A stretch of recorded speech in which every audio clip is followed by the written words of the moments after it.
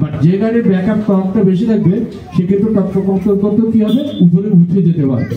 তা আমাদের গাড়িতে কিন্তু কম্পিটিশনে যে গাড়িগুলো আছে তার থেকে ব্যাকআপ টর্কটা আমাদের বেশি।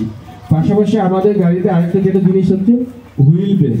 তো অন্যদের থেকে আমাদের হুইল বেসটাও বেশি। হুইল বেসটা বেশি হলে কি হয়, আপনার গাড়ির স্টেবিলিটি বেশি থাকে, দুর্ঘটনা কম থাকবে। তো এই হচ্ছে বিভিন্ন পয়েন্ট থেকে আগে। তারপরে আরেকটা যেটা আছে যে টিটিতে আপনি এই ফাংশনটা পাবেন না, সেটা হচ্ছে যে যারা যদি কখনো টলিতে যান বা আমরা অনেক সময় কি বিগ ফিল্ডে মোল্ডিং মেশিনগুলো ইউজ করি, আমাদের এটাতে রিভার্স টিটিও আছে, যেটা আপনার কেস বা টিটি ওদের এই ফাংশন যেটা নাই। তো রিভার্স টিটিও থাকলে কি হয়, আমরা যখন চাষে রোটাভেটার যাই, আমরা তো সবসময় পরিষ্কার জমি চাষ করবো এরকম তো না, আমাদের তো অনেক খড় কোটা বা অনেক সময় আমাদের ধান কেটে রেখে যায়, নিচে যে খড় থাকে সেই টাইপের জমি তো আমাদের চাষ করা লাগে। তো এটা কি হয়, অনেক সময় আমাদের রোটাভেটার ব্লেডের যে প্রাঁচ আছে, প্রাঁচের সাথে কি হয়, জড়িয়ে যায়। তো আপনি রিভার্স থাকলে কি হয়, রিভার্স উল্টে ঘোরায় কিন্তু অনেক সময় আমরা কি করি, এটা পরিষ্কার করি, আমাদের পরিষ্কার করতেও অনেক সুবিধা হয়, যেটা ওদের নাই। পাশাপাশি ডুয়েল ক্লাস তো আছে আপনারা জানেন, এবং আমরা এটা আপনাদের সুবিধার্থে সাইড শিফট করে নিয়ে এসেছি, এই একটা বিষয়। তারপরে আমরা কি করছি, আমাদের সামনে টায়ারটা আমরা বড় দিয়েছি। সামনে টায়ারটা বড় দেওয়ার কারণ কি হয়েছে, গ্রাউন্ড ক্লিয়ারেন্সটা একটু হাই হয়েছে, যাতে আমরা উঁচু নিচু জায়গা ইজিলি আমরা মানে পার হতে পারি। আর একটা জিনিস, আমরা যেহেতু মাইন্ডার আছে, আমাদের মাইন্ডার আগের যে সামনের ওয়েটগুলা দেখতেন যে আগে বারবার করে দেওয়া থাকতো, বাট এখন পাট করা থাকতো। ওইটা কি হতো, একটু নিচু হওয়ার কারণে আমরা যখন ড্রাইভার সেটা দিলাম আগেই মাটিতে বেঁধে যেত বা একটু উঁচু জায়গা হলে বেঁধে যেত। বাট আমরা এখন কি করছি, ওইটা ডিজাইনটা চেঞ্জ করে ফ্রন্ট বাম্পার টাইপে দিয়েছি। সামনের দিকটা একটু বড় হওয়ার কারণে কোনো দুর্ঘটনা হওয়ার আগেই কিন্তু আপনার প্রোটেকশনটা পাচ্ছেন। পাশাপাশি সামনে ফ্রন্ট লিফটিং এর যে প্রবলেম সেটার তো সমাধান হচ্ছে, পাশাপাশি কি আমাদের প্রোটেক্টটা অনেক বেড়ে গেছে। তো এই হচ্ছে যে আমরা আপনাদের বিষয়টা খেয়াল করছেন যে সেরা পাশাপাশি সেরা এবং সাশ্রয়ী। তা আমরা অন্যদের থেকে কেন সেরা বলতেছি এবং কেন সাশ্রয়ী, তো আমি এতক্ষণ যে বিষয়গুলো বললাম সেটা হচ্ছে যে কেন সেরা, কারণ অন্যদের থেকে প্রতিটা পয়েন্টে কিন্তু এগিয়ে। এখন আমি যে কথাগুলো বলবো সেটা হচ্ছে সাশ্রয়ীর দিক থেকে। তা আমরা অনেক সময় কি করি, এই ছোট ছোট বিষয়গুলো ক্যালকুলেশন করি না, কিন্তু আমরা বলবো যে আপনি যদি প্রফিট করতে চান, লাভবান হতে চান, তাহলে প্রতিটা বিষয় আপনাকে কম হোক বেশি হোক আপনাকে এই বিষয়গুলো আপনার নলেজে থাকতে হবে বা আপনার মাথায় রাখতে হবে।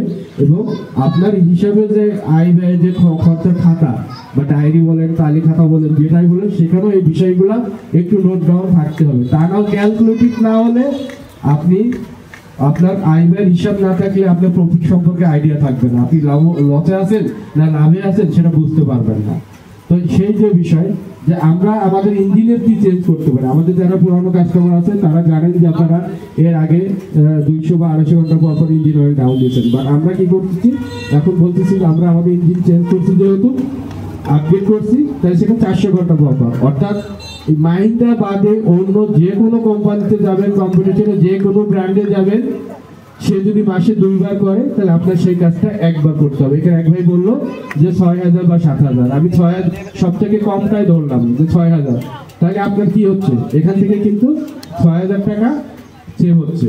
পাশাপাশি যেটা যে আমাদের এখানে মাত্র 7.5 লিটার লাগতেছে, বাট আপনি যদি সোনালিকা বাজারে যান তাহলে 13.5 লিটার ইঞ্জিন অয়েল লাগে। তো 1 লিটার ইঞ্জিন অয়েলের দাম কত, আমি যদি এভারেজ ধরি 500 বা 600, তো 500 টাকা করে যদি ধরি তাহলে এখানে দেখেন যে ব্যবধান এখানেও কত টাকা সেভ হচ্ছে। এক জায়গায় একটু কেউ নোট ডাউন করেন, দেখবেন যে মাস শেষে বা বছর শেষে আপনি অন্যদের থেকে শুধু এই যে এক্সট্রা ফিচার, এই ফিচারের বেনিফিটের দিক থেকে আপনি কত লক্ষ টাকা এগিয়ে আছেন।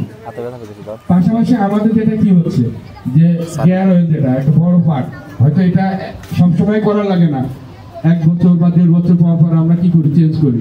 তা আমরা আমাদের ইঞ্জিনে আগে যে গিয়ার অয়েলটা থাকতো আমরা বলতাম যে 1000 ঘন্টা পর পর চেঞ্জ করতে, বাট যেহেতু আমরা ইঞ্জিনের চেঞ্জ নিয়ে আপডেট করছি, আমরা এখন বলছি যে এটা প্রতি 1300 ঘন্টা চেঞ্জ করতে। তো 1300 ঘন্টা পর যদি আপনি চেঞ্জ করেন, 1300 ঘন্টা যদি নাও করেন, 1500 ঘন্টা পরও যদি করেন, তাহলে আমাদের এটাতে গিয়ার অয়েল লাগতেছে মাত্র কত, 32 লিটার। তো 1 লিটার গিয়ার অয়েল কত, ভালোটা 690 বা 710 20 এরকম। বাট আপনি যদি সেম ক্যাটাগরিতে সোনালিকাতে যান তাদের কত লাগতেছে 65 লিটার। তাহলে এখানে কত একটা ফারাক দেখেন। হয়তো বছরে একবার করা লাগতেছে, বাট খরচাটা দেখেন, আপনার গাড়িটা যদি থাকতো এই খরচাটা কি হতো, আপনার কিন্তু করাই লাগতো। তাহলে এখান থেকে কিন্তু একটা বড় একটা অ্যামাউন্ট কিন্তু আপনার সেভ হচ্ছে।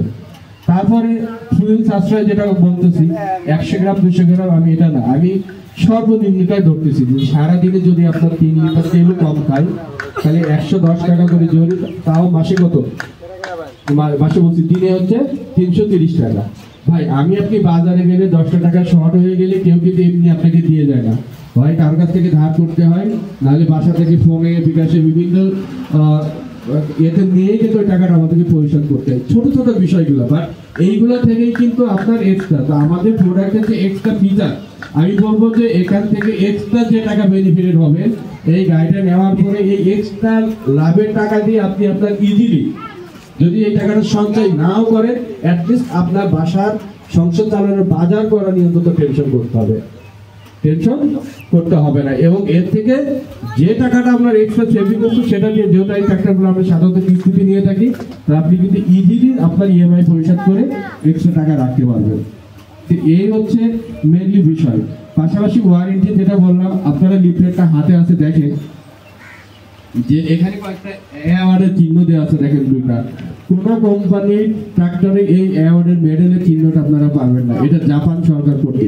আমার আপনার যদি একটা বিয়ারিং নষ্ট হয় একটা দোকানে, যে আমরা আগেই কি বলি, ভাই জাপানি বিয়ারিং থাকলে দিবেন, কারণ কি জাপান যে কোয়ালিটিতে সেরা, সেটা আমাদের অন্তরে রয়েছে,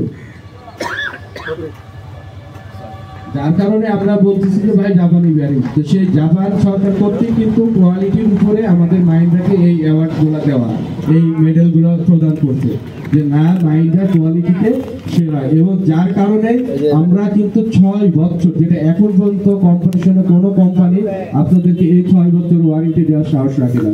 কারণ কি, আমাদের প্রোডাক্টের প্রতি আমাদের আস্থা আছে, আমাদের বিশ্বাস আছে, আমাদের ভরসা আছে, যার কারণে আমরা 6 বছর দেওয়ার সাহস পেয়েছি। একটা ট্রাক্টর সাধারণত 8 থেকে 10 বছর প্রপারলি ফিটনেসের সাথে চলে। আমরা যেহেতু মোটর লাইনে আছি, তো ফিটনেস শব্দের সাথে আমরা সবাই পরিচিত আছি, তাই না? হয়তো বলবেন যে না আমার তো গাড়ি আরো অনেক বেশি বয়স চলতেছে, হ্যাঁ গাড়ি চলবে, বাট যদি প্রপারলি ফিটনেসের কথা বলি তাহলে আমরা সাধারণত ধরে থাকি 8 থেকে 10 বছর। তো 8 থেকে 10 বছরের ভিতরে 6 বছরই ড্রাইভার কিন্তু আমাদের নিজেদের থাকতেছে, যেটা মেনটেনেন্স করার, যে ওয়ারেন্টি আইটেমের ভিতরে যে বিষয়গুলো পড়ে, তো এই বিষয় একটা ইঞ্জিন, হাফ ইঞ্জিন বা ফুল ইঞ্জিন করতে কি পরিমাণ টাকা খরচ হয় আমার থেকে আপনারা বেশি জানেন, কারণ আমি হয়তো কাগজ কলমে জানি বা আপনাদের কাছে শুনে জানি, বাট আপনারা তো নিজেরা পকেট থেকে সেই টাকাটা খরচ করেন, ওকে আপনারা প্র্যাকটিক্যালি আমার থেকে বেশি আপনারা জানেন। তো এই যে সেভিংস গুলা, এই যে বিষয়গুলা, এবং আপনাকে যে